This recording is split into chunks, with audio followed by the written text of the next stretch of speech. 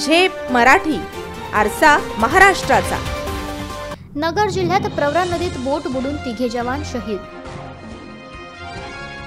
धुळ्यातील एसडीआरएफच्या मुख्यालयात दिली मानवंदना।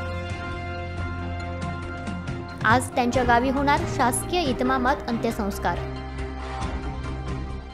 नगर जिल्ह्यातील अकोला तालुक्यात प्रवरा नदी पात्रात बोट उलटल्याने शहीद झालेल्या 3 जवानांपैकी 2 पार्थिव धुळ्यात आणण्यात आले। गुरुवारी रात्री एसडीआरएफच्या मुख्यालयात या शहीदांना मानवंदना देण्यात आली।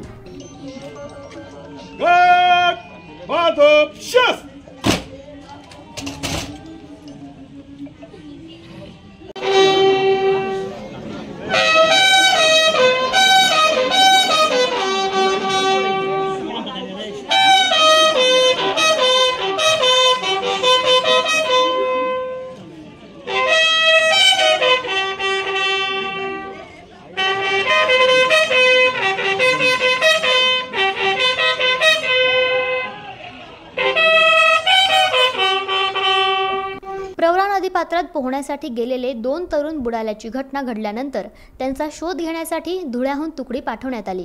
राज्य आपत्ती प्रतिसाद दलाच्या तुकडी 2 मधील 5 जण रवाना झालेत।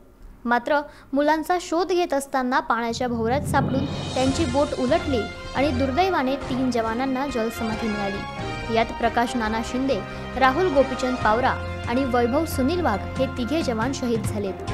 यापैकी 2 जवानांचे पार्थिव धुळ्यातील एसडीआरएफच्या मुख्यालयात आणण्यात आले। या ठिकाणी त्यांना मानवंदना देण्यात आली। खासदार डॉक्टर सुभाष भामरे, आमदार मंजुळा गावित, एसआरपीएफचे समादेशक विक्रम साळी, सहाय्यक समादेशक जी.के. खर्डे, पी.व्ही. पारखे यांनी पुष्पचक्र अर्पण केले। यावेळी गजेंद्र अंपळकर, सतीश महाले, हिलाल माळी यांच्यासह अनेकांची उपस्थिती होती।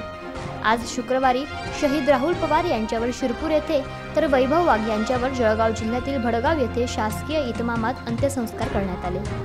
अशाच वेगळ्या आणि ताज्या बातम्यांसाठी पाहत रहा झेप मराठी, आरसा महाराष्ट्राचा। संपादक प्राध्यापक अनिल चव्हाण, धुळे।